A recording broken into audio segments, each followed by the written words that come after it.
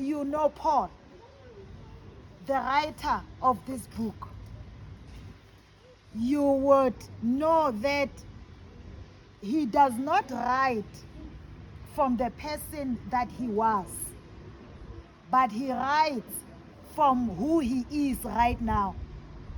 You would know that Paul was a persecutor of Christ, was a persecutor of the church. And before he became Paul, he was Saul. And he got transformed, and God gave him a new name. So he talks these things not from his past or not from his former being, but from who he is right now. He says, the life that I live now is by faith in the life that I live now in the body. Not the life that I used to live, but the life that I live now in the body is in faith in the Son of God. The one who died for me, who gave of himself for me. He's not saying who died for the world, but who died for me. So what does it say? It says a life lived by faith. A life lived by faith does not say that life will be without troubles. That's not what Paul is saying. Does not say life will be without challenges. Life will be without lack.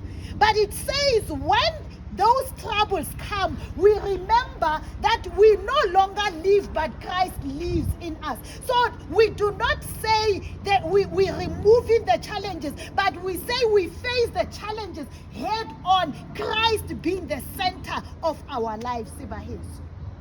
Do you get that? Especially now, do you know which season we are in? We are on the way to the cross.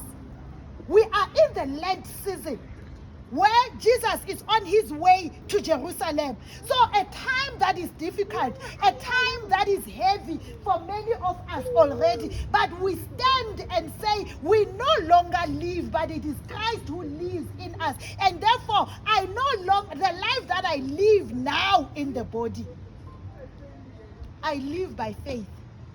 Faith in the Son of God. It means when life is not life we continue to trust in God in season and out of season. We're not saying challenges will not be there, but we say when we are faced with challenges, we tell our challenges, we tell about our problems, how big our God is.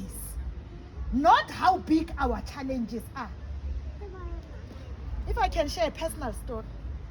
On the 26th of February 2025, last year on this day, I was standing before the open grave, saying goodbye to my mother.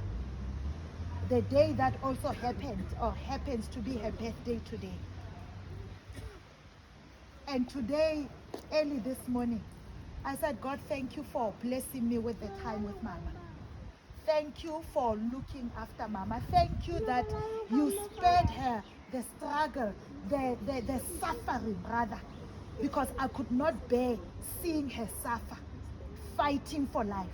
But all that I know right now is that where she is safely in your hands. She is healed, and we are okay because you live in us.